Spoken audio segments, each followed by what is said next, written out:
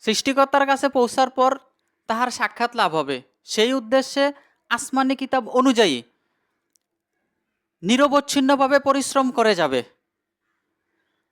পরিশ্রম সৃষ্টিগতভাবেই মানুষের সাথে জড়িত, কষ্টের সাথে স্বস্তিও আছে।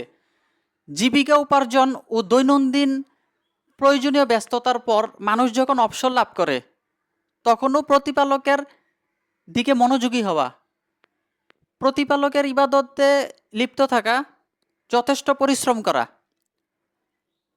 নবীরা ধীর মনোবলের অধিকারী ছিল। নবীরা সৃষ্টিকর্তার আদেশ পালনে সর্বোচ্চ চেষ্টা করতেন। সৃষ্টিকর্তার আদেশ পালনের পূর্ব পর্যন্ত থেমে যাওয়ার মানসিকতা তাদের ছিল না। যারা নবীদের অনুসারী তাদেরও একই মানসিকতার অধিকারী হওয়া উচিত।